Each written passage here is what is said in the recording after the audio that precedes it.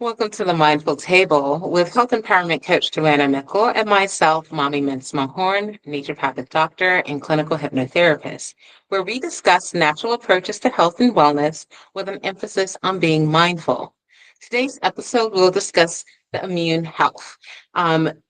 This episode was inspired because I know in the state of Florida, there has been a change to the mandates of vaccines, and this has caused a lot of people to have concerns.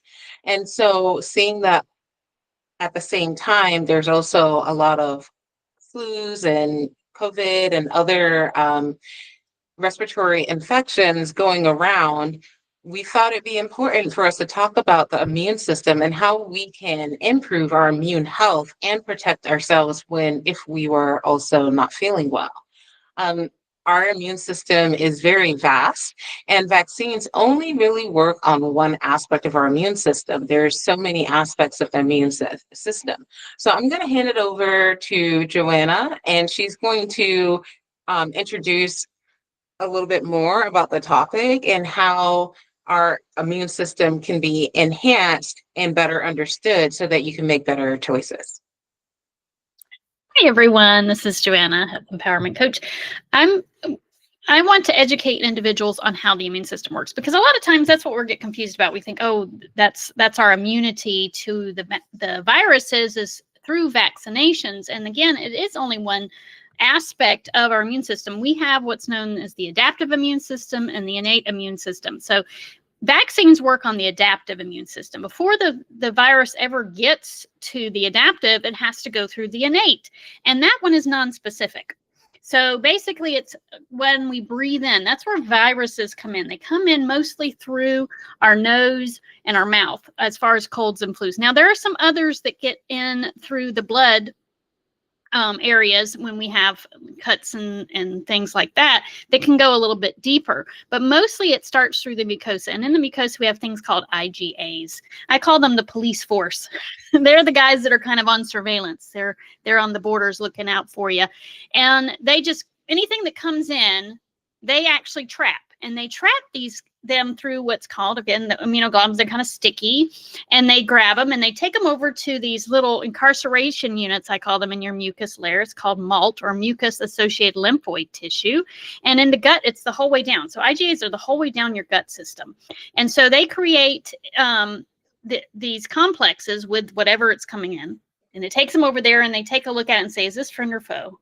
And enough times that they check it, and it's doing to anything that's in your environment. So that's why we have, sometimes we end up with allergies and different things like that, is because the body doesn't recognize it as friend or foe.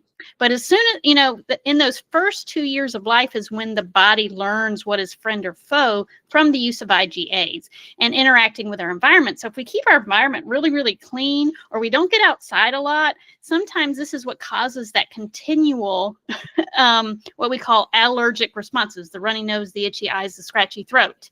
All that is IgA responses. And when you move from place to place, you'll end up having this, usually the first year you're there. You'll have that reaction because your body's testing out new things you've never been in contact with, pollens and dusts, particles, and different things like that. So the body has to do those testing, and it goes to the MALT, goes to the GALT, and they check it out, say, friend, foe, friend, okay, we won't really respond to that anymore. Foe, okay, now we're going to mount an attack and clear it out and get rid of it. And that's when you have the itchy eyes and scratchy nose and all that other fun stuff. Well, when viruses come along, they do that too. So they're going to actually attack the cell and go into the cell, and then the cell says, "Oh dear, I've been breached," and it'll wave a little flag. It's called an MHC molecule. It waves a flag. I've been attacked, and so then in comes the immunoglobulin A's, and they do the same thing. And so, but if the virus damages enough cells, because that's what happens, the cell has to die and it goes on and reproduces and it goes. Well, it'll get so far in, it'll get into what's known as the lymphatic and the blood. And that's where IgA or IgGs, or the adaptive immune system, starts taking hold. And that's when we start making antibodies in the blood and the lymph nodes. Now, when we get vaccinated, The vaccine is automatically thrown all the way into the blood and the lymphatic. So you get a shot, it doesn't go to mucosa, it goes straight into the blood system, and it creates an IgG response. The initial is an IgM, but we don't see that. That just says that's the first time you've ever interacted with it. But the IgG means we've long-term immunity to, or adaptive immunity to it. But again, once you get in contact with a virus, you're going to be sick for a couple days, because it takes a little bit of time to get from your innate immune system into the adaptive side. So even if you're vaccinated, you will have issues with illnesses, because it has to go through the front layer to get into the IgG area where the body can clear it up from IgG antibodies. But so that's what vaccines do. It keeps you from getting really sick. It doesn't necessarily keep you from getting sick. It keeps you from getting really sick, because it has, you've kind of got somebody that can catch you, rather than having to go through in that initial, or what we call the acute phase, initial phase of the illness, where you probably are going to be sick for 7 to 10 days, maybe 14 days, when the body has to mount up a big attack to get that IgG response and clean up things further into the system. So vaccines go a little bit further in and waits for you to go that far into illness before it creates that, cleanup system. So it shortens the time, keeps you from getting really, really sick, but it doesn't keep you from getting sick. So what we want to do as holistic healthcare professionals is keep you from getting even there, right? We want to keep your immune system intact on the front end, so it doesn't have to go as far in to where you're feeling sick for several days. So that's kind of what vaccines do. It kind of takes you further in to kind of that adaptive response, as opposed to helping in the front end in that innate response. So I hope you understand. If you have any questions, you can always send us in and we can clarify it for you the next time. Definitely. Thank you for that amazing in detail explanation. And so I wanted to add to that, right? So before we're even talking about the IgGs, the IgAs, the IgMs, our body has a defense system, right? Our skin is part of that defense system, as well as our mucosal lining. So the same way that frog skins are really slippery and slimy, it's filled with mucus, we also have mucus that protects the internal, our internal skin, right? Because from our mouth to out of when we're having a bowel movement, all of that is our mucosal lining, and it has some type of mucus lining to protect us. And within that, there are enzymes and proteins that do participate in defending against pathogen attacks, right? One of them is called the fensins, and they actually are able to help kill pathogens before they even enter within our body. So this is why it's really important for us to keep our skin, like not just our skin, our external skin, but really be mindful of how our body is responding internally. So one of the things is, like, if you have acid reflux, that is one way that you can tell that your mucosal lining may be damaged, right? If you're feeling the burning sensation when you're eating, that means that acid has possibly created some type of damage to the mucosal lining. Ulcers are another way that we know. And if you're having those symptoms, then there are things that we can do to help protect our mucosal lining. Within the holistic medicine world, especially with herbs and also foods, there are mucilage. They are called mucilages. They're in the mucilage family, and these are carbohydrates, essentially. That it's kind of like okra. If you've ever had okra, how it gets really slimy, or if you have chia seeds and how chia seeds get a little, they expand and they get a little gooey. That is what we call mucilaginous. It's an active constituent of these type of foods and herbs. But what it does is actually protects your mucosal lining and allows the lining to actually heal, because we do believe that our body has the innate ability to heal. So if we're protecting it and providing a extra layer of defense, then we're able to stimulate the healing process. And some of the mucilaginous herbs and foods are also wound healers. They're vulnerary actions. So they actually can help to heal the damage from ulcers and also like from too much acid. So that's just one example of the way that we can protect our immune system before we even get to the blood and the cellular responses, right? But then in addition to that, we have, as Joanna introduced, the innate immune system. And the innate immune system is the first line of defense. It is not specific, as she said. And what it does is it's like having it's like when you're like if you're on the basketball team and you have the offense going and then you have the defense, you have your center who's going to block, and you have you have your point guard who's like, and all these people like the five on the team who are actually like trying to stop the people with the ball from actually making a goal. So that's literally what our immune system is doing. Also in soccer, you have a full team of defense, right? So our immune system has this defense where if there is a pathogen introduced, they actually can introduce the pathogen, break it down. They actually break it down, phagocytosis, all of these things that our body does to actually send the molecules over to actually activate the IgAs and the IgGs and the T cells, right? But in addition to that, we can actually do things like whether it's through herbs or stress release and nutrition, adequate nutrition, and making sure we get enough rest. Because in our daily life, right, where do we actually spend most of our time in our parasympathetic system? It's when we're sleeping, right? We can do all these therapies and they are so beneficial. But if you're not sleeping, then you're not really getting the full effect of your body's ability to heal.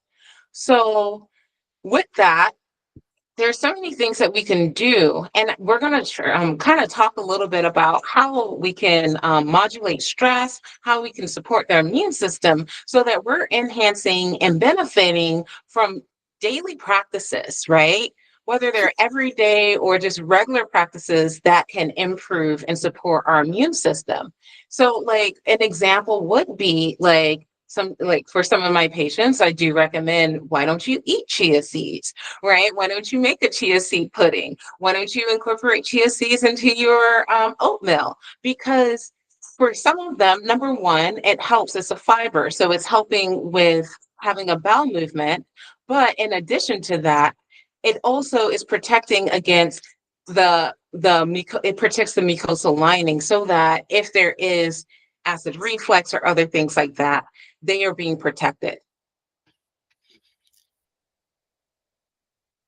So I'm going to pass it over again to Joanna. I apologize. I am slightly distracted. My cat is doing some weird stuff that I'm like, it's dangerous, right? So I know that I'm a little like, hopefully she doesn't fall and cause me to go into an immune, like a shock state. Well, we talked about a few times, episodes ago about the therapeutic order. And, our immune system is really what we're trying to work with. And so if you look at the therapeutic order, I'm going to share it real quick, is what we're trying to do here. Because if you think about it in relation to the immune system, we're really talking here in this established foundations of optimal health, because that's where we're going to have the best immune system. If we're going up a little bit, we're already gotten sick. We've got an immune response going on. Support natural self-healing mechanisms, restore weakened and damaged organisms. That means it's gone further in, correct structural alignment, natural substances to palliate. You got a cough, you're already made it all the way through. You got a cough, a sniffle, you're going to want some, probably an antihistamine, your eyes are itching, all the way up. So when we're trying to work with the immune system, we want to stick to this bottom one here, establish the foundations for optimal health. So what does that look like, right? We just talked about a few. That's going to be, nutrition, making sure we got a rainbow diet. We want to make sure that in our diet, we have adequate amounts of vitamin C, vitamin A, zinc, all of your antioxidants, because of course we know with stress, antioxidant levels tend to drop because we're using them for other things, along with, of course, getting stressed out. Our IgAs get a hit. So, that means our immune system is tailoring down. So we want to make sure in times of stress, so we're making sure we're getting the proper nutrients we need to support the system to reduce oxidative stress so that our immune system can function optimally. Getting the sleep, like she mentioned, of course, is going to help to reduce cortisol. If we don't go to sleep, cortisol levels just continue to go up. So that's another foundation of health. Making sure that we're exercising. Why is exercising so important? Because it helps us to move blood and circulate and clean up things and extract them through sweat, and being able to keep our bowels moving effectively. So exercise keeps the peristaltic motion going, keeping those bowels lubricated appropriately.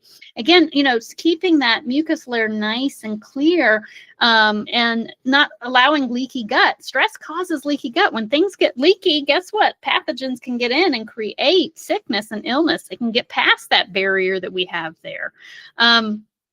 It also causes dysbiosis. We haven't talked about that piece of the immune system, which is our gut microbiome, and not even just, it's our microbiome overall. We have microbes in our nose, on our skin, in our gut, everywhere protecting us. Now, in that microbiome, there's some foe that's hiding out in there, and they're waiting for you to get sick, or not necessarily sick, but to let your guard down, right? So stress causes your guard to go down.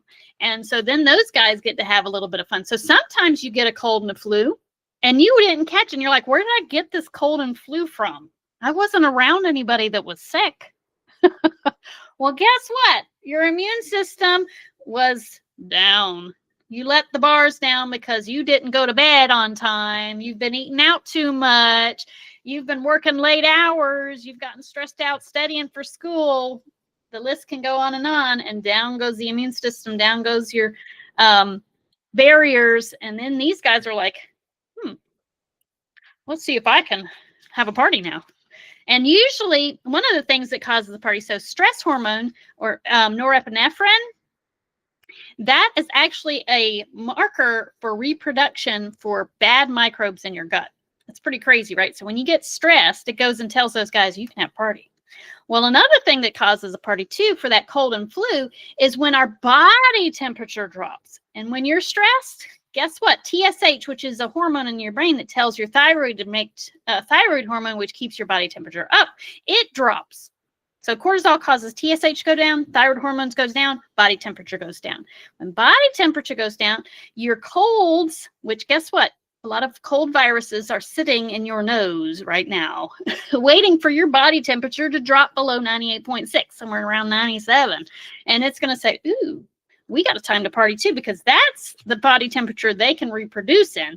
And then you get a cold and a flu, especially like if you're going outside. Used to get told, make sure you put your hats on and your gloves and get all bundled up when you go outside. Why is it called a cold? Because usually it's instigated when you go outside in the cold and you're not properly kept heat. So that's another way to keep, is making sure you're keeping your body heat where it should be and not allowing it to drop through stress or not wearing the proper clothing when it's really cold outside.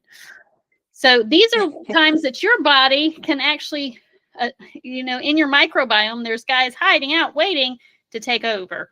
And then you have to go and allow your immune system, give it the support it needs. Those next tiers up, we said in the therapeutic order: support your natural self-healing, restore weakened and damaged organ systems, substances to palliate. All those things now have to go into effect because the guard went down, the guys got in to have a party, and now you're sick. And so we got to take it back. So we already told you what are the areas we got to watch, right? Getting our sleep. Times of stress, got to make sure we got the foods and things that we need to support our body during those times, and finding, like we said, stress modulators. So what are those types of things? I'm going to take it back to Dr. Mami, and she's going to share a little bit about that. Yeah. So yes, I'll talk a lot about that. And, as you were talking, so some things came to me. So of course, we're always going to be exposed to pathogens. We're always going to be exposed to the microbes in the world. We are. And just like Joanna was saying, like, you can go out, you may not have been around people for a long time, but you may have been exposed to somebody who had a virus. Maybe you have a lot of congestion, right? So if you are a congested person, then that means that sometimes things can get just stuck in the mucus because our noses, when we're breathing, the hair that we have is actually trapping Mhm. whatever is not supposed to go in, and then the mucus, we should be spitting it out, blowing our nose, those kind of things. But some people, they don't, for whatever reasons, or they're congested. And so the one part of it is like, yes, ideally in a healthy world, if we're all healthy, we're at level 1. But most people that are not well are not at the level 1. So there is like, if you already have anxiety or you're grieving a loss or you're depressed, already you're coming in with an increased burden of stress, right? So some of the ways that I like to look at it is our body's burden. We talk about this in environmental medicine. We are looking at the body's burden to toxins. So for example, there is a level like, okay, so we know that there's like heavy metals in chocolate. Yes, there are heavy metals in chocolate, but everybody's ability to excrete and to get rid of is different of excreting whatever we're exposed to. So just because there's heavy metals in foods, which is part of the soil, and we grow in our soil, so there's no way that we can truly avoid everything. But our body's ability to excrete, so remove it from our system, is really what we are trying to help support.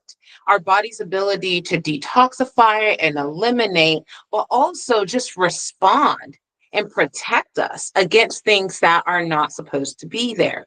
So one is like, oh, the world is toxic. When I learned environmental medicine, I was just like, oh God, the whole world is toxic. I'm going to die. By even having that mentality, we're actually creating cellular patterns where our body is like, oh no, we can't protect ourselves. But the reality is, yes, we can. Like Joanna said, we exercise regularly so we can sweat. And in sweating, we're actually helping our body to eliminate. We're also improving our bowel movement. And if we're drinking and hydrated, then we can excrete through our urinary system. And all of these systems of elimination are important.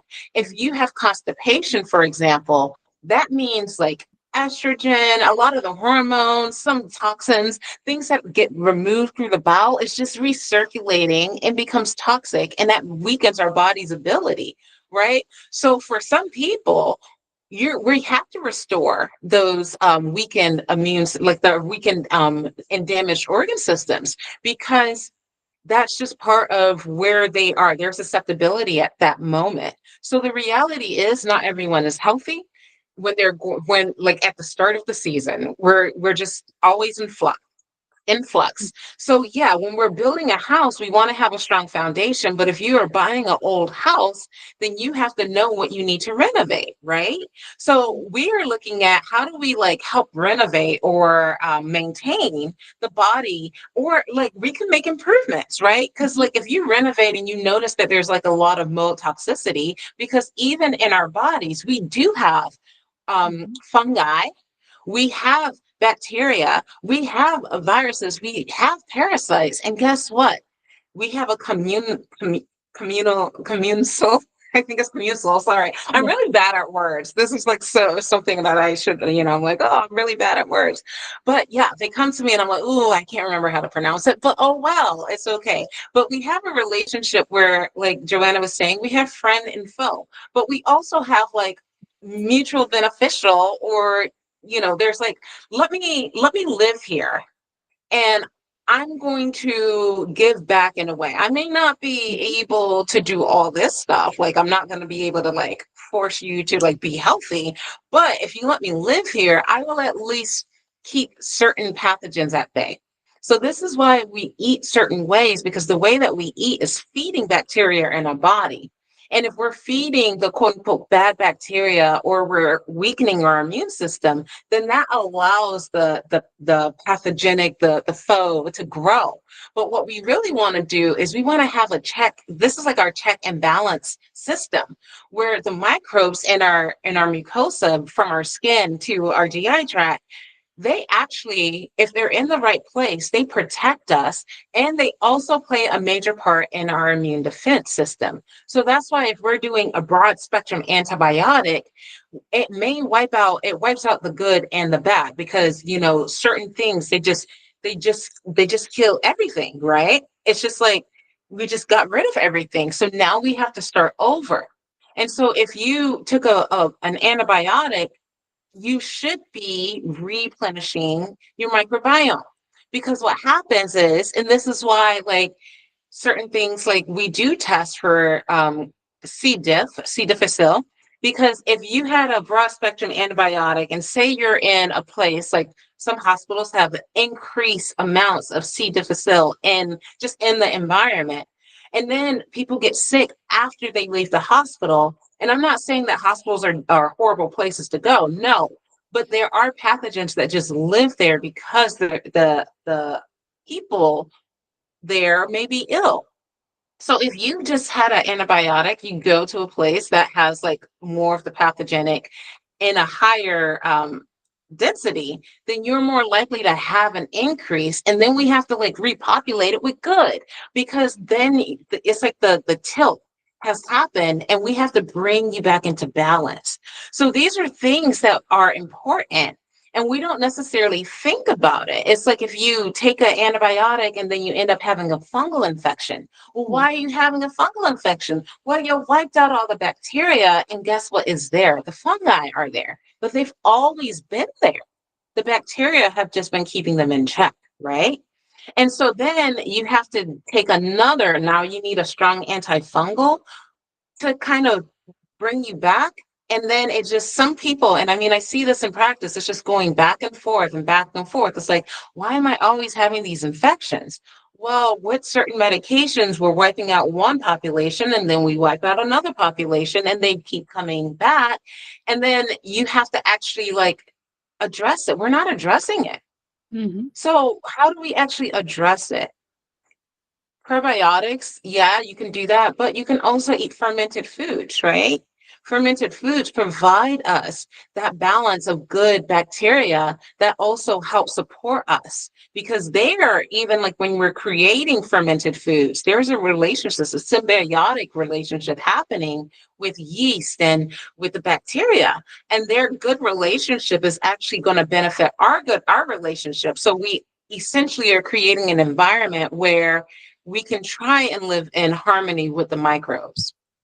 And then stress has another effect, right? Because stress does deplete our immune system. And so things that we can do. So I was looking at some research. There's a lot of research actually out there. If you just look at how practices like yoga, Tai Chi, or Qigong, how they influence the immune system. And even Reiki, right? These are all different systems that we are using to create, to put us in a parasympathetic state. And we know that when we increase the parasympathetic state, we're actually decreasing the cortisol, the norepinephrine, and we're allowing our body to go into that digest and rest. So really, we should be stimulating a restful digestive environment every single day, so that, or actually after we eat everything, right? Like an example of that, like not doing that. So you're like, I mean, I could talk about it when I'm in school and I have to get to school and I'm like, oh my God, I stayed up studying, or I just needed some downtime and now I have to go and I make breakfast, but I can't eat my breakfast. I'm running and I'm eating breakfast at the same time. Some people eat while they're driving. Some people eat while they're working. The way that is happening, we're not actually allowing our bodies to actually properly digest. We're actually increasing the sympathetic nervous system because we're in a state of stress. So by actually trying to promote more of a relax, like actually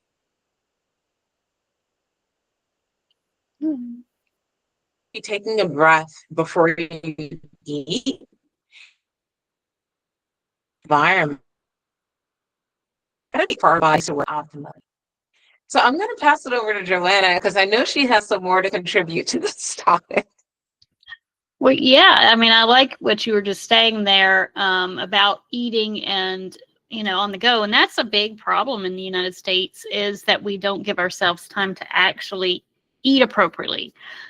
We used to have, meal times, and you ate it with your family all around the table. And I think that's almost non-existent anymore, and especially in Chinese medicine and in some natural medicine. Even in a book I have from 1905 on how you're supposed to have etiquette to eating, which was interesting. I could tell this doctor, he was a medical doctor of the time, was definitely from Nature Cure, because he was talking about before you eat, you should be resting for about 30 minutes. Like if you come home and you're getting ready to go sit at the table and eat, he says you need to rest first before you eat. And then after you eat, you should also rest again for another 30 minutes. And that's the thing is we don't realize, because we're not taught this, of course, is that if you're not, our body preempts everything, right? So if we're not eating and thinking about eating, we're thinking about, what we're doing tomorrow, or what I've got to get this done, and I got to do that, and so I'm studying or whatever. What your mind is on is what your body's activity is on. You're eating mindlessly. You're not eating with your mind on food. So your body is not preparing to digest food. So a lot of people can wonder why after they eat, they feel bloated, they feel nauseous a bit, they feel heavy in the gut, fatigued, tired. All of those things are showing you that your body wasn't prepared for food. It was prepared to work. And so everything is sluggish down there. And so you just feel bleh after you eat. And so that's why you take that 30 minutes beforehand, let everything go through your brain, get it out of the way, and then say, I'm going to eat, and sit down to eat. Not to what I got to do in 5 minutes, what I got to do in 10 minutes, my studying while I'm chewing on my hamburger or whatever you got, because you're quick and easy, so that your body can digest it and be able to assimilate. And again, if everything goes slowly through the system, again, we're talking about how do we protect our immune system? Well, 70% of our immune system is in the gut. 70% of your immune system is in your gut. So if you do not treat your gut happily, you are reducing your immune function. So if you're stressed, again, that causes leaky gut. It causes an upregulation of the bad microbes. You eat without really eating. You're shoving food in, but you're not telling your body to digest and to rest. You're opening it up to toxins because everything sits in there slowly and doesn't digest appropriately. We don't make the proper enzymes. We don't tell CCK, which is one of your enzymes inside do stuff, is not there. We're not allowing insulin to actually do its job appropriately to get in your sugar. And the list goes on because our body, again, preempts everything. That's why, I'm going to go off on a different subject for just a minute, is when you have, and this is my soapbox side, when people eat sugar substitutes, our taste buds tell the body what's coming based on taste. That's why taste is so important. Why do we have taste buds? Well, it tells the body this is what's coming down the line, so let's prep these digestive enzymes and hormones to be able to digest that. Well, if you're eating something that's sweet and there is no sugar behind it, you are creating a response for sugar, and your body doesn't get sugar, then the body says, oh my goodness, what's going on? And you actually cause hypoglycemia or low blood sugar because it's pulling it on in, waiting for this large amount, and then you get hungry or you get dizzy and all this. So you have to be very careful with sugar substitutes that are sweet in taste. So it's really learning how to use sugar appropriately. Now, sugar can actually, too much sugar can depress the immune system. So that's another thing that we have to talk about. So that's why eating healthily is so important, making sure that we don't spike our blood sugar. So we want level sugar. So again, eating those wrong, those sugar substitutes actually does not keep your sugar level. It actually causes low sugar because of the insulin that goes out in preparation for sweet that we didn't get. Yeah. So that's why we have to be careful with sugar substitutes and try to eat natural sugars, not that nasty processed stuff, guys. That's going to spike your sugar, and then there goes your immune system because it depresses it. We want good, healthy sugars, honey, maple syrups that are organic, making sure you're getting your good sweet vegetables and fruits, because those are going to be micronutrient dense, which supports the immune system. So ultimately, what I like to focus on is making sure we're getting the micronutrients that supports our immune function, making sure that we're eating appropriately, sleeping appropriately, so that we're supporting the 70% of our immune function, which is found within the GI tract. And then, of course, then there's the stress aspect, which we haven't got into, which is how do we deal with stress? Now, we have three types of stress. We have emotional, we have chemical, and we have physical. We touched a little bit on the chemical. Dr. Mama did about, everything that's in our environment. And I went with her when we were doing environmental medicine class. It was like, we're all going to die, which is the time frame. But everything is like, everything's toxic, which is true. We have toxic overload. I mean, that's part of survival. And that's avoidance is the best way if we can. And then supporting our body for antioxidants is a way that we can help, like she said, eliminating. Well, what about the emotional? What about the physical stressors? A lot of chemical is, of course, our food, but the other two we haven't really tapped into a whole lot is the physical and the emotional stress that can downplay our immune system. And how do we affect those part of the stressors that affect our immune system? I'm going to hand it back to you you can touch on a couple of those. Yes, yeah. So, my practice, Heart, Body, Glow Naturopathic, is primarily focused on the emotional, like really emotional health, as it intersects with the physical health, right? So I work with people who do have the chronic illnesses, but also I work a lot with mental emotional health. So I see a lot of people who are experiencing sometimes severe, like on the spectrum of like, it could be mild emotional issues to like pretty severe mental emotional exacerbations, and helping to support my patients because their emotions do have a major impact on their health. As a student as well, as a naturopathic doctor, but also as a student of East Asian, Chinese, and traditional Chinese and Korean medicine, one of the things that are in our textbook is that the emotions actually have a major part in creating illness, right? And so even back over 2,000 years ago, doctors were looking at how emotions were actually creating disease. And so one of the things that we can do in order to support our immune system is to have healthy flow or healthy relationship with our emotions. Sometimes what does that look like, right? So depending on where you are, there's certain emotions that have an impact right now. Like I could say right now, probably anxiety and fear in certain communities are like a major impact on immune health, right? Or just the health in general. If there's a lot of fear creates, it causes us to go into our shock system, right? We see the fight, flight, freeze, and fawn, right? Our nervous system responds when we're afraid in those four main ways. And so what I do and what I see is that a lot of people, if we address where these patterns come from, then we're able to help them to better process and to have increased resiliency, which allows them to adapt to whatever stressors are going on in their surrounding environment. I would say so I just did like a hypnotherapy session, and it really was around anxiety. And the anxiety was induced from an experience that happened before. Let's just say it's something that's stored in their tissues and their DNA from before this actual experience on this earth. So some people's anxiety comes from their mother. Some people's anxiety comes from cellular memory, maybe an ancestor that's stored in their DNA. So by helping them to actually explore where the cause of this specific reaction is, then we're able to identify the pattern and help them to release that pattern so that maybe they're able to withstand a certain stressor.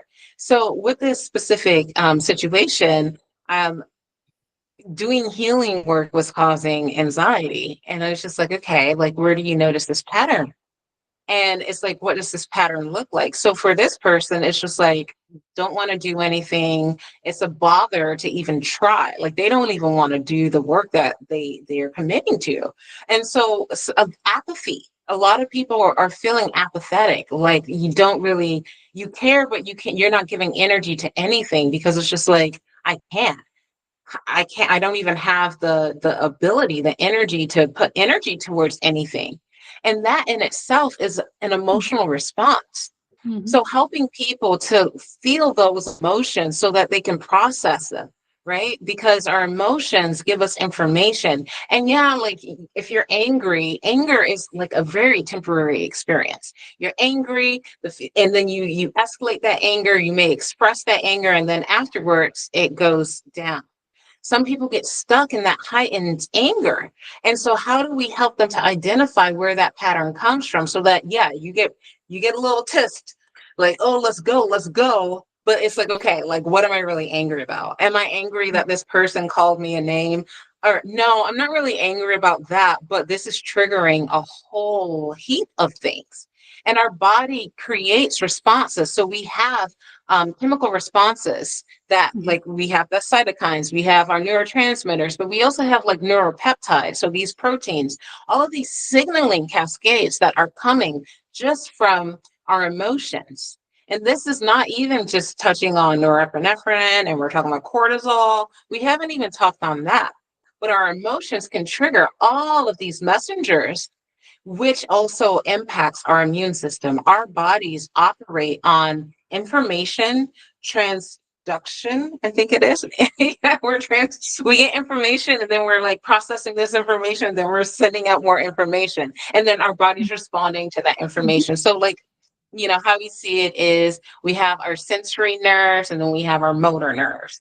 But like, that I think that's a simplification of multiple ways that our body is working for everything that we're like Joanna was saying, our bodies are preemptive, right? So it's like we're always on the defense.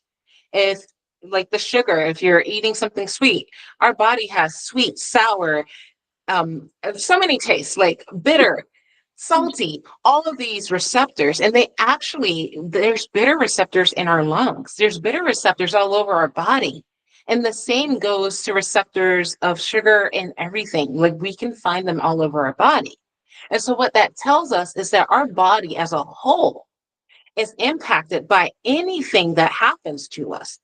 And really, physical stress and emotional stress and chemical stress, they're going to trigger the same responses because our body doesn't really identify the difference between one, like, I guess, attack versus the other. Because again, kind of like our innate immune system, it's non-specific. There are certain patterns that we can create, which is what we see, like, and we can see how behaviors come from an environment. We are like, when we learn certain things, our bodies are like, this is a pattern, this means this, and I'm going to do that. But what happens when our responses are not beneficial? And so an emotional trigger may actually create like that anger, like you're in a situation and say somebody cuts you off. This is my favorite. People are driving, somebody cuts you off, and then all of a sudden you just have road rage, right? Where's that road rage coming from when it's just like, okay, you just got cut off. Is it really that serious? You probably cut someone off 2 seconds ago, and they're probably feeling the same way. But say you got cut off and it just happened to be a day where you are already feeling a certain type of way. So that's kind of like our immune system. If we're, like I said, it's body burden. So our immune system, we've already had these exposures and we're okay, but then we got exposed again to the same stimuli, and now we're like on a 10, and our body, we're having an itchy throat, and it's just like, hold on, what's going on? It's because the viral load or the emotional load has gotten so high, and now the body is like trying to compensate and protect itself, and now it's going into a hyper aroused state, or a defense with the immune system, right? So there is a parallel, but when we have an emotional stimuli, our body is still going to respond in similar ways. It doesn't really matter what the cause is. And we see that even like if there's an accident, somebody goes into a shock, right? You can actually see, like, if the volume of their blood, they're bleeding out and the volume of their blood is going down, they're going to have a shock response. And that shock response, if you look at shock, you can have a similar shock response where it's like, we need to actually, like, this person's like their blood pressure is dropping, their heart rate can be going up and then it will go down significantly. You can also have that from sepsis, right? A septic response. So that's when there's bacteria in the blood, and the blood is just like, oh my God, we can't. Our bodies just like, we can't. We're overloaded, we're overburdened, right? It's breached all of the systems. So our bodies really have the ability, like what we're talking about is how do we get before all of that? How do we get our bodies to prevent us from going into these very, like, we see it in the movies, and now, we see it and we know people who have these experiences. But if we make certain commitments with our life, as far as like eating right, I do believe in an 80-20 rule. You can eat 80% very well, and 20% like is a treat, right? Because we all know what happens when you restrict certain things that you enjoy. That also creates us to go into like a response, and that's also not right. Our bodies are just like, we're being assaulted. So now we created stress because you're not even enjoying the foods that you like. So having a healthy balance, like 80-20, and when we're dealing with our emotions, being able to process our emotions, and there are techniques, whether it's breathing techniques that you can do, whether it's like yoga, Tai Chi, or if you are experiencing trauma, working with someone who is trauma informed to help you process the emotional traumas that you're experiencing. So, excuse me, so that you're able to reduce over time your body's reaction, and this will also have an impact, a positive impact on your immune health.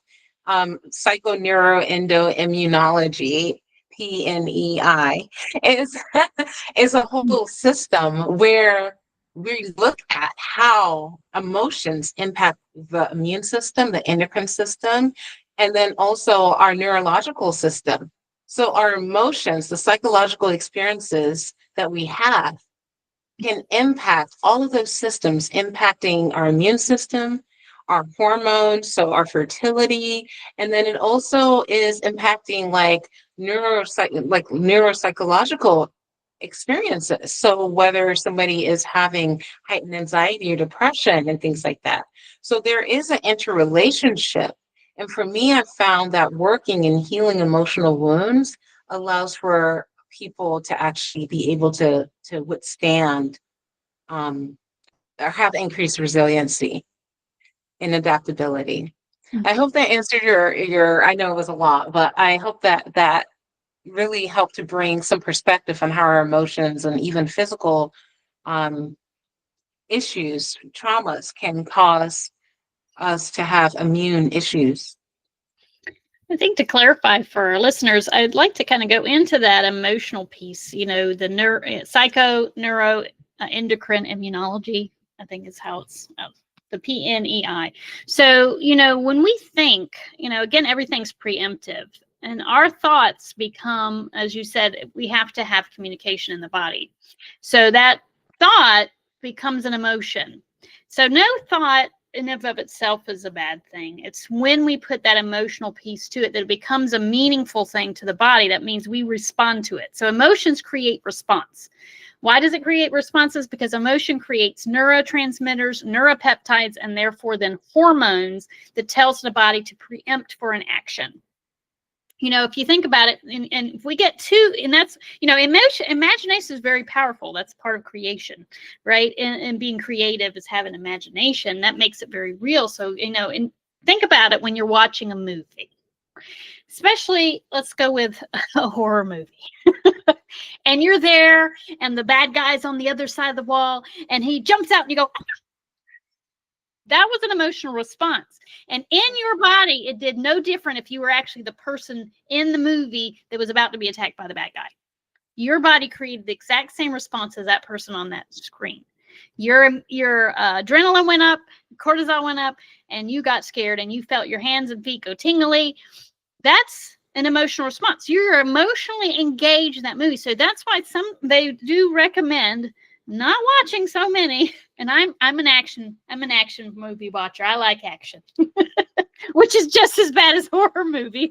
Because you're getting all piped up, you're ready to, go fight or, jump off the cliff with your, what is that, Mission Impossible, and you got, how he jumps off with his motorcycle and everything like that. So adrenaline junkie, and that's a stressor. It can, what they call eustress. Eustress and stress are not any different in the body. The body's trying to survive. It's going to, whether it's surviving something very exciting or surviving something very traumatic, the body responds the same way. So emotions give meaning to what our body has to do to respond for survival. And again, that's in anything. And that's why, you just talked about the 80-20 rule in eating. When we overstress about our food, and that's why they have a thing called orthorexia, which means you obsess over eating healthy. That becomes a problem because, again, you're stressing. I got to make sure every ingredient in my food is healthy, it's organic and stuff. You're obsessing over that. That creates a stress response in the system, and therefore it then creates a lower immune response. The body is not responding appropriately. We're creating stress. So, this is a big topic. I know we're talking about specifically immune function. So we have to kind of be aware of how, you'd mentioned too, when do we get over that threshold of we're okay and now we're not? Stress, again, three areas of stress: physical, chemical, and emotional. And in that is actually all three things that fit the foundations of health, or your established foundations, which is nutrition, fitness, and stress management. Emotional, stress management. How are we incorporating it today? How do we see, when we're going to work, are we going, oh gosh, I got to go to work today? Well, right there, that's a stress response. You've already created in your body, I got to survive work today. Up goes the fight or flight. You've just increased cortisol. Rather than saying, oh, yay, I get to go to work today. Woohoo, I'm going to make some money. Now we've changed it. Right? We've changed the whole thinking. Down goes this fight or flight because you're enjoying it. You're telling your body, I'm excited about going to work. There's no stress. I'm not fighting anything. I don't have to worry about anybody. I'm excited about it. And yes, sometimes it's hard to do that for work. But that's why you have to say, okay, is it worthwhile for me to stay in this career? Because every day it's a fight or flight. It's your health. You're thinking long-term here. What can I do to change it? Can I, or maybe I have to change my mental thinking. Then you have the physical. That's your fitness. We can overdo fitness. I did that before. I was training for marathons and I did it too much and I went in the toilet. I didn't like to give myself a rest day. You need them. So that's a physical stressor. Of course, other physical stressors is, oh dear, I switched and I broke my ankle. I fell down the stairs, whatever. That's a big nasty physical stressor, and your body's gonna go after that, and down goes your immune system. So we gotta support yourself during that. Definitely getting nutrition. Why does it become a chemical stressor? Well, a lot of those things in the middle of the store that's in those packages are chemicals. They're not food. Turn it over and read the ingredients. If you can understand it, it's probably food. If you can't, probably not food, probably chemicals. So we can increase our stress by eating chemicals. So, again, we don't obsess over it. 80-20. Sometimes I like to have Oreos and milk. My stomach doesn't, though. I don't know when the last time I used to eat Oreos and milk. I don't eat them anymore, but it used to be a sinful pleasure of mine. So, that's where you go, okay, how much can I do in each of these loads? Where is my even level so I don't put myself over the top with stress that's going to affect my immune system, which is going to make me susceptible as we go into the flu and cold season, that I'm going to be more susceptible to flus and colds. And then what can I do to mitigate that? So again, looking at your food, what kind of things can I take out that I really don't need? Maybe I can substitute with something better. In the chemicals there too is, okay, what things are in my environment that aren't great for me? Like, am I using synthetic smelly things? Like Febreze and these Glade things, when I should probably maybe utilize instead maybe some essential oil diffuser instead for the good smellies in my home. What kind of cleaning products am I using? Am I using more chlorides and bleaches and ammonias and things that's gonna not really good for my skin, not good for my airways, very irritating. Yeah. So I need to avoid those. How can I clean that out? What am I using to clean my clothes? What type of clothes am I wearing? How much stuff am I getting? plastic bottles, things like that. Again, we can't get away from them 100%, but we can reduce what we have in our environment so we can keep that side. Again, that's our chemical stressor. We have a gauge. How much do we got? How much can we take down? Then we move to physical. We do need a certain amount of movement, not too much, not too little, because too little actually creates a stressor too. That one's kind of an interesting one where he's like, where's that nice happy balance? Too much is a problem, too little is a problem. Where's my happy? It's kind of like the Goldilocks effect there, right? Goldilocks. And then again, the emotional.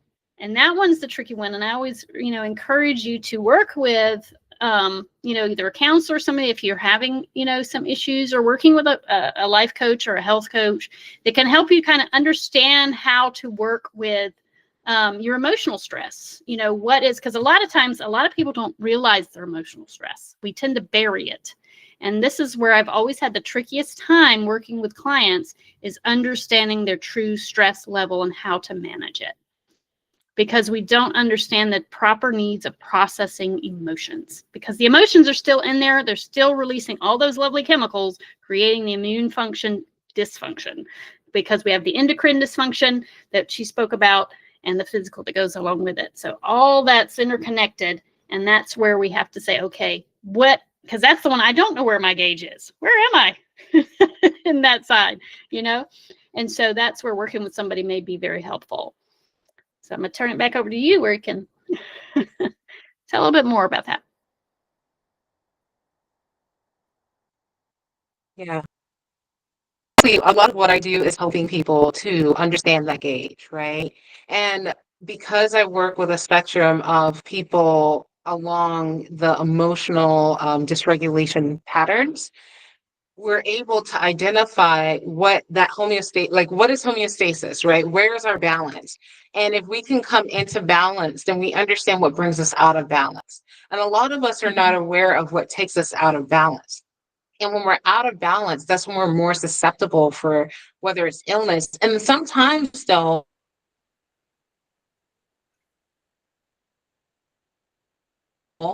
some people who are emotionally out of balance, they may not, you may not even notice that you're not well. And then once you come back into balance, that's when you start to feel unwell. And that's something that happens as well. So understanding that our health is intertwined, that there is the emotional, there is the physical, and the more that we understand that we actually have control, right? We can learn to have control over I don't even want to say control over our emotions. We can better understand them. We can understand what they're communicating to us, and we can actually control. We may not be able to control the emotion, but what we can control is our behavior. So a lot of the work that I do is helping people to understand where certain behaviors come from, because they do come from beliefs and the thoughts. But those beliefs and thoughts, they come from somewhere. They come from our experiences that we've had. And so it's like, for example, if you don't like going to work, maybe you've been going to this job and you have somebody who's belittling you, or they're trying to make your work a lot harder. They're making you feel bad. And you're like, wow, like this person, when they talk to me, I feel this way. And then we create a boundary or like a belief that's like, oh, this person's a bad person. Or and then we're like, even if they just come near us, we're like, oh, this person hates me. And then we're reacting to that. We're like angry, or some people are afraid of them because maybe in their past they got spanked or something, and they had a fear response. It's like, oh my gosh, when said person comes in my environment, I'm going to get in trouble. Now they're afraid. Or some people's response could be like, if said person comes into my environment, they're going to treat me a certain way. I'm angry because I'm going to fight back, right? And so this stressor called this person at work is triggering these responses. And you're like, why am I even here? You don't even want to be there.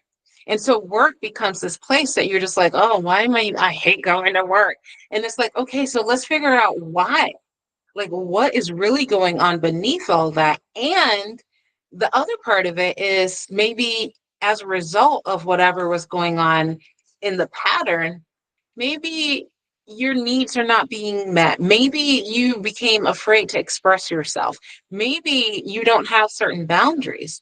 So, helping once you have the awareness of what the pattern is, then there's that behavior change. So, it's like, okay, like if my needs are not important and I've addressed that, let me work on now what are we going to do? My needs are not important and I don't speak up about what I need to do. So if somebody is coming in and they're telling me everything that I need to do for them, then it's like, no, like what do I need? So it's like, no, there's a little bit of a pushback. And I've seen like the pushback and they can be super strong, but people come into their own balance where it's like it becomes second nature to be like, you know what? I'm sorry. I'm only going to do this. This is what I can handle. And so then the boundaries come and then work becomes enjoyable again because it's like, you know what, maybe I'm working 60 hours. Why am I working 60 hours when our agreement is for me to be there for 40 hours? Right. And it's like, well, how about this? I'm going to speak up and I'm going to create and these boundaries for myself. So a lot of the work that I'm doing with my patients is, yes, we're helping with the health, but also creating this relationship where they're increased awareness so that they can be able to articulate what their needs are and also advocate for themselves because we're not able to feel safe. Really, it's about feeling safe in our environments. Then we are not able to be empowered and we can't really speak up well. And yeah, like it's a I guess it's like a seesaw, but coming into that place where there is like, okay, no, work is a place that I enjoy because I love my work. And as long as I can help somebody recognize, so do you love what you do? Do you love your environment? Whatever it is from an emotional perspective, once they have that one thing that keeps them going, because avoidance, like in the real world, avoidance is not always the only thing that we can do. So, Mhm. how do we actually create the resiliency so that we have the ability to say, you know what? I know that this is not necessarily like I can't avoid this, or I could choose to avoid it. But if I avoid everything that's bad for me, then I'm not getting certain needs met, right? It's like, yeah, it's like you have to go out there and know what is not for you in order to have the resistance to be like, okay, this is not going to work. So Mhm. by helping people to identify that, we're building the adaptability, which actually will and it strengthens the immune system. But I Yep. want to switch over a little bit as we're Mhm. talking about immune health. I think what's important is that we talk about strategies. What are things that we can Yeah. actually do that can help us? Because right now we should be focusing on what we can do. And Joanna talked about, antioxidants. And she talks about the vitamins A and the C's and the E's and the zincs and things like that, and making sure that we have our vitamin D because we learned that vitamin D is a pro hormone. So it actually helps our immune system. And when we have low vitamin D, we're not actually able to withstand stressors in our health tanks. So, looking at those things. So, if you're living in a northern latitude, are you getting enough vitamin D? And then also, some people are like, oh, take vitamin D every single day. But no, there are actually strategies based off of the individual that can help them not just get enough vitamin D, but the other fat soluble vitamins naturally. So, some people take it every day, but I create program, so I'm helping to recommend like maybe a higher dose, and you won't be able to get higher doses without having a health provider to help support and provide those to recommend it or give it to you. So it's like, how do we create a strategy where you're taking it at a amount that's good for you? So like I work with people who have like they're more immunocompromised, right? They have autoimmune conditions and other things going on. And what I've learned is, yes, if you're healthy, you can do one high dose of a certain amount. But what if too much vitamin D or not enough calcium or too much calcium in your body's ability to keep that balance because vitamin D and calcium are interrelated, right? So actually trying to individualize the amount that they take and the frequency that they take it so Mhm. that they're actually absorbing the vitamin but they're not spinning themselves into an excess of other nutrients. So it's like working with a naturopathic doctor specifically because we're trained in how to utilize nutrition and herbs and nutrients at high dose therapeutic doses, but we're also educated on how the pharmaceutical drugs work. So we're able to come together and individualize care. And so working with a naturopathic doctor or another doctor like chiropractor or even Chinese medicine doctor, we all have our specialties, but when we're working with you, we're trying to individualize specifics within our toolbox, right? In our toolbox, there are certain things that we specialize in. But in my toolbox, I want to make sure that whatever recommendations I'm making are going to be individualized for you. So antioxidants, where do we get a lot of our antioxidants from? We get it from our food, the herbs that we use, that's really, and then like maybe supplements that we're taking. But for me, I help my patients to make empowered choices about their food and then help with maybe herbs because we use herbs therapeutically. And also I know Joanna, she's studying Chinese medicine. She's also she's training in how to use herbs therapeutically because there are certain herbs that we can use, but sometimes depending on our constitution we may get depleted. But through our foods and through certain herbs, we're able to get our antioxidants. So when we're stressed out, it's like when I was young, my mom would be like, you got to take echinacea and golden seal. My mom was right. Those are broad spectrum antiviral, antibacteria, right? Because you got berberine and the golden seal. But golden seal, now we know, is endangered because of overuse. But there are other herbs that we can use. Like one of my favorites is garlic. Right? Garlic is an antimicrobial, broad spectrum, great antifungal, antiparasitic, antibacterial, antiviral, all of these things. Garlic, and you can get it from the grocery store. Now, everything in moderation, right? And sometimes, so what happens when you get sick? You can also call on like your nature doctor, right? Who's able to help you because we can say, hey, like for me, I use homeopathy.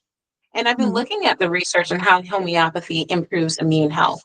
It's actually and homeopathy is usually made from minerals, plants, and sometimes animal substances. But what it does, and they've been testing it, is it actually can stimulate an immune response. So, we're taught that the immune system takes, about 7 to 10 days to turn on the adaptive immune system. But what if there are herbs and homeopathics that actually can stimulate and activate the immune response so that you're actually able to turn on your adaptive immune system earlier than the 7 to 10 days. And so that is the knowledge that we have. And by utilizing certain herbs and certain homeopathics, we're actually, and we individualize a lot of it. And then there's some that you can get over the counter.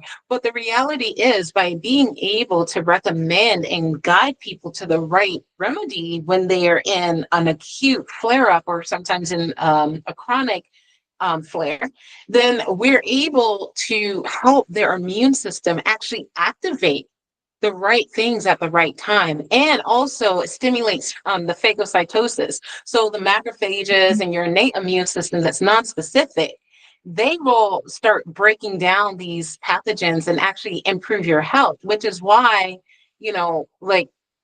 this is why our medicine can benefit when people are like not sure what to do, right? If you're not sure what to do, give us a call because our goal, I know during COVID when I was doing my observations, what I learned is we have the ability to keep people from having severe reactions. I've seen patients stay out of the hospital. And that was the thing. And even during my internship, I was working in a homeopath's clinic, or I guess interning at a homeopath's clinic, a medical doctor. And we had a patient who was essentially like they had pneumonia and it was getting pretty serious. And so the conversation is, do you want to stay out of the hospital, or do you want to only, like, there are times where it's like, okay, like maybe you got to take the antibiotic, right? And we'll support you. Like we talked about, if you take an antibiotic, we have things, we can recommend certain probiotics that are specific to certain things to help your gut, your mucosal lining, your GI tract to be stronger. So like, what do we do? What recommendations? Like sometimes you do want to go for the higher force intervention, as we talk about on the therapeutic order. But before you get there to that place where it's like, okay, like, yes, you're showing signs of fastly approaching this. What is it that we can do to help bring it down so that you're not there? You're not at a place where you have to consider going to the hospital.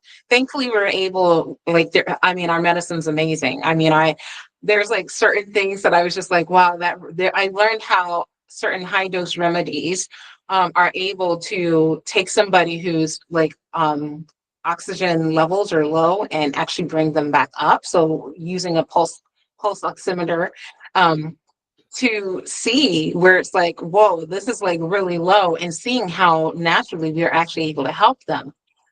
But in conjunction, so that was a case of like in conjunction where we're like, maybe you want to go for the higher force intervention, and we're utilizing our natural therapies to actually keep them and boost their immune system so that they're not sick as long. And of course, there was a quicker turnaround, which is why I practice what I practice, right? This is why why we're doing this medicine and why we want to educate, is because we see patients who are in more dire situations get out of those situations without having to be hospitalized.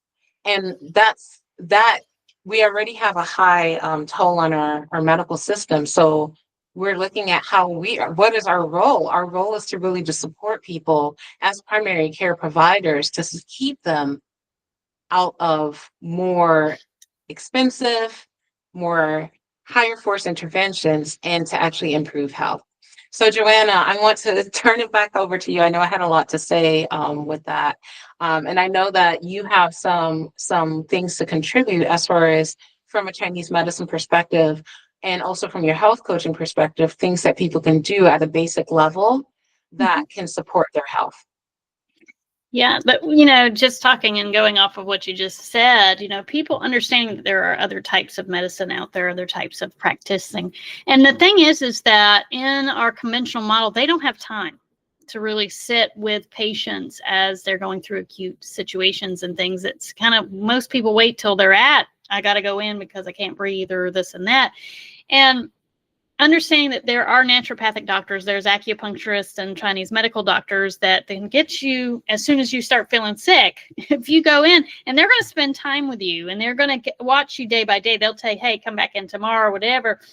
And we'll, tweak. I know in Chinese medicine, if you come to our clinic at Taoist Traditions in Asheville, that when you're in acute phase, we usually want to see you either the next, for a few days in a row or every other day in an acute situation, because we're going to actually tweak your herbal remedies to the stage that you're in to help you to move through the illness a lot quicker and with support.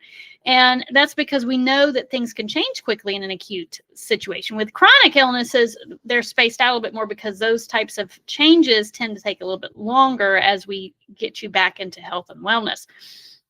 And we utilize, again, all of the different, we can use acupuncture, we use herbal medicine, we use food therapy, and movement therapy too, things like qigong and tai chi. We can give you movements and actually stimulate the qi, as we call it, or the energy, the natural ability to heal in the body. So all these things can be done, and you can, and any acupuncturist, Chinese medical doctor is going to give you this type of attention. And then, and naturopathic, most of our appointments last longer than the 7 minutes you get in a traditional, unfortunately, conventional model, because they're overwhelmed. And so with the model there, they only get 7 to 15 minutes with you to kind of go over what it is. And then it's just kind of symptomatology. Whereas a lot of alternative practitioners, anywhere from 30 minutes to an hour and a half is going to be your time frame with them. And then there are some offices that actually watch you as you go through. So I do recommend you checking into your areas to finding a good natural practitioner to work with you so that you can actually have the support you need without having to feel like all you got is one option. Now, as far as, what are things that you can do? As a health coach, I work, again, in the foundations, which is nutrition, fitness, and stress management. What are those things that I can to recommend for my clients to support? Well, with nutrition, it's making sure you have that rainbow diet and making sure it's an individualized diet. I tend to kind of go towards the blood type diet as a kind of a starting place. I work with my clients to actually find their actual diet, the things that are most supportive for their system, and finding the foods that cause inflammation, because food can cause inflammation. Now, of course, there's the kind of the gamut that we know. Processed food, it's not good for anybody. Not saying you can't have your Oreos every now and then, but we want to limit it, right? Because those are going to be inflammatory. So we want to reduce what we're just causing an automatic problem with the system and our immune response is those foods that are inflammatory, which is going to be things high in processed sugars, processed grains, things like that the system, again, you turn the ingredients over and you can't read it, put it back on the shelf. That's inflammatory. It's going to reduce your immune function. Put it back. Go to the outside of the store, get those good things. Make sure you have colors. The different colors in your fruits and vegetables are different vitamins and minerals. So that's the thing that you want to do, is make sure you got color in your diet, because those different fruits and vegetables have different vitamins that support you. Red, yellow, orange, that's vitamin A. Your green vegetables tend to be most of your vitamin C and your vitamin K and vitamin E, which vitamin C can be in your colorful ones too. It tends to be across the board. and then, of course, getting organic meats. You want to get organic meats because, unfortunately, that not so organic and free range and all that meat tends to be a little bit higher in compounds that we don't want to deal with. And fat is a storage molecule in us and in the animals. And that storage molecule can do storing chemicals as well as vitamins. So in the free range grass-fed meats, that fat is full of vitamins. And the not so much is not so many good things in that fat. So we want things that's going to support our body, not kill our body. So that's where we say, okay, how do we eat? So those are the things that I would recommend for eating. And then if we're going for grains, we want whole grains. We want whole grains because that's going to support your gut health. And it's also going to support your gut microbiome. Again, you want a variety. You want a diverse population in your microbiome. And how do we get a diverse microbiome? We have to have diverse foods, and we have to give them all stuff.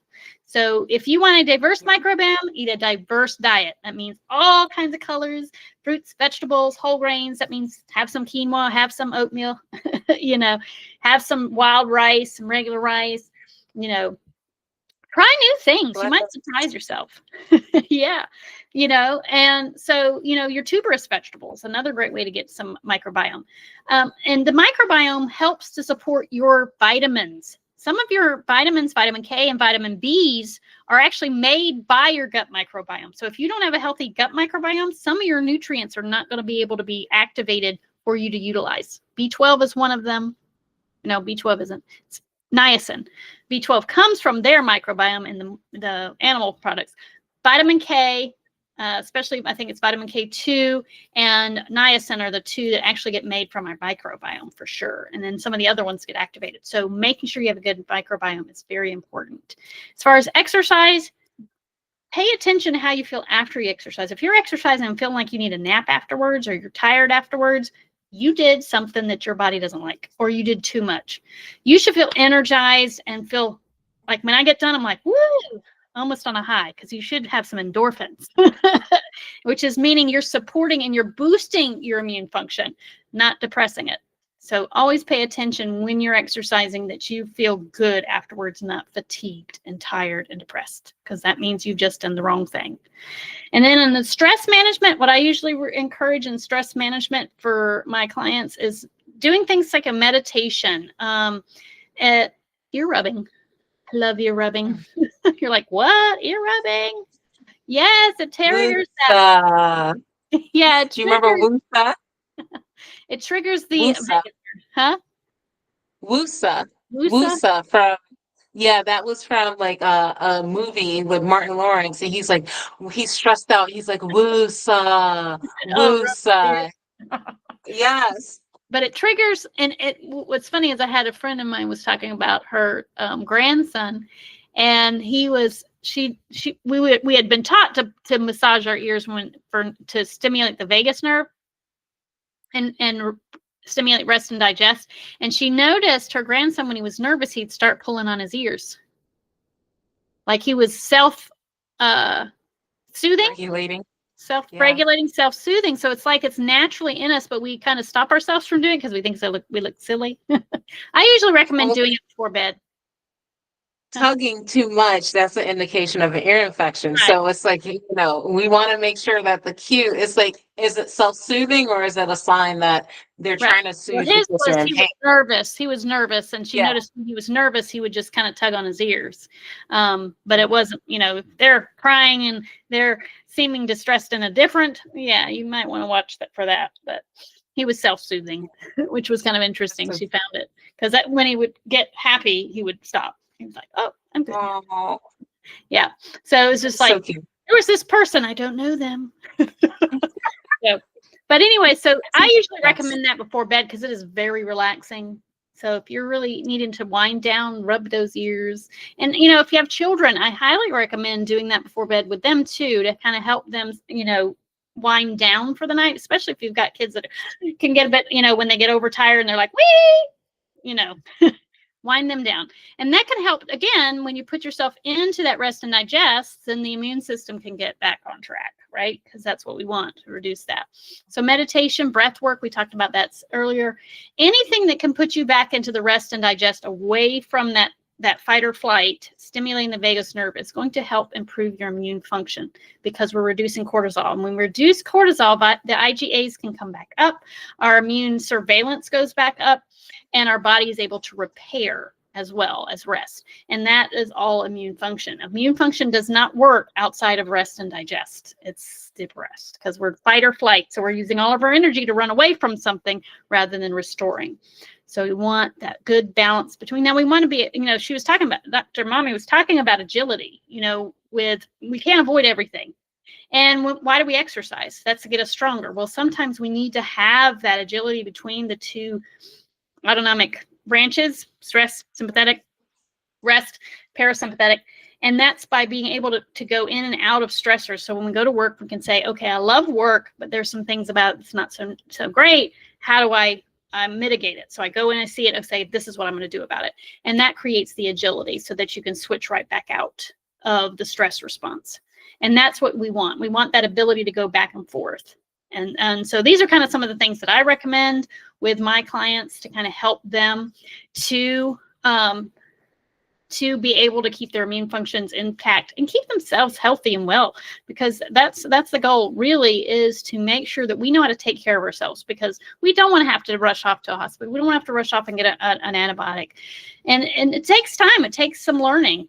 And I do have a class coming up this Thursday at 7 p.m. Eastern Standard Time on Google Meets. You can check out my Facebook page, Health Empowerment Coaching, and I'll be talking about nourishing your body for health and wellness. If you're looking to learn a little bit more about some nutrition stuff, because it's mostly in the nutrition realm. So I'll be doing that this week too, if you want to learn a little bit more about what I do for helping individuals for health and wellness and supporting immune function. Back to you. Yeah, no, thank you so much, Joanna. That was very informative and helpful. And I do believe there's a lot that we can get out of that in order to just make lifestyle changes. And what I really liked is when we're exercising, how do we feel afterwards, right? Are we feeling good? Are we not? And I feel like that's important. And something that just came back, I wanted to say earlier, is not even connected to where we are right now. But when we're talking about things like pathogens in our bugs in our nose, right, in our nasal passage, one of the practices that, isn't as popular, but I feel like should be considered are saline rinses, right? And I know when I was studying, so I study a lot, obviously, but when I was studying yoga really before I got into naturopathic medicine, and I was looking at some of the Ayurvedic recommendations, it was like nasal irrigation is a practice that, I recommend people do, like in an acute situation. You can do it every day. But like at least once a week, you should be clearing out your nasal, like doing nasal irrigation, because there's so much that gets trapped here. And if we are not doing anything to help release, especially if you have a lot of mucus and sinus congestion, you're not really allowing the mucus to leave, right? And it'll go down. You'll notice that your sinuses actually do improve. And I find that that's one practice that, I mean, I know I use, and like the one time I got COVID, I used that and I noticed a difference immediately. And I noticed that like I wasn't as Mhm. sick, and I knew that it actually helped me from being on the mend to going, to going towards health. So Mhm. there are little things that we can do. Like I really do like the nasal irrigation practice. I do also agree, eat the rainbow. I do recommend that. And especially if you're in acute inflammation or if you have chronic inflammation, I work with people with anti-inflammatory diets. And one of the things, and as we talked about antioxidants, and those are really like, we really hit the nail on the head and brought it all together. I work virtually with the people, my patients, and because I work virtually, we're able to communicate frequently. So when, like you were saying, like in your school clinic, people come like regularly if they can, if you can come every day. But for me, I have my patients just send me a text message, and I'm able to get back to them.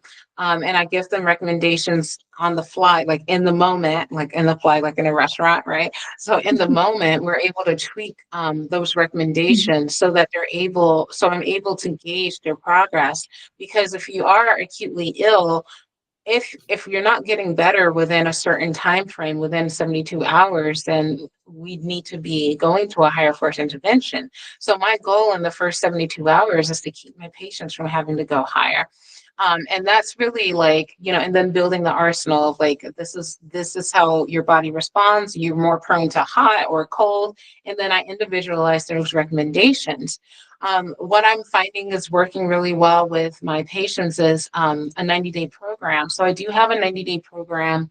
And for listeners, if you tell me that you came from our listening, then I'm offering, it's just a 20% reduction just for the continued support for new patients, for this specific program. Is called Healing from Within. So, or no, sorry, it's Healing with Intention. I got two things going on. Healing with from Within is a class I'm working on, but Healing with Intention is my program. But healing with intention is really like, and we're putting our energy and our focus and making behavior changes and commitments. So for 90 days, we're putting our intention. It's like when we go to a yoga class, what's your intention for today? Right? Mhm. So for 90 days, your intention for your healing, we're going to work on that hyper focus and get you into a better place. So I'm offering a 20% discount reduced rate for people who are listening and they're interested in learning more. You can just give me a call. We set up a consultation. We can discuss it and see if it's a good fit for you. Um, Outside of that, do you have any other things you wanted to add, Joanna? No, I No? think we've covered quite a bit this evening, and I hope that it helped individuals to learn a little bit more about their immune system, things that they can do. And of course, we're always here, able to answer any questions anybody has if they want to send it to us here at the Spotify comments, or check out our pages on Facebook and online on our web pages. You can find all that Perfect. here on Spotify. Yes, well, you have a wonderful rest of your day, and thank you for tuning in. We will be checking in and creating a new podcast within the next couple of weeks. And if you have any recommendations that you would like to hear about, just put it in our comments, or send us a message, and we'll hopefully be able to address that in our next episodes. Have a wonderful rest of your day. Thank you. Bye, everyone. Bye.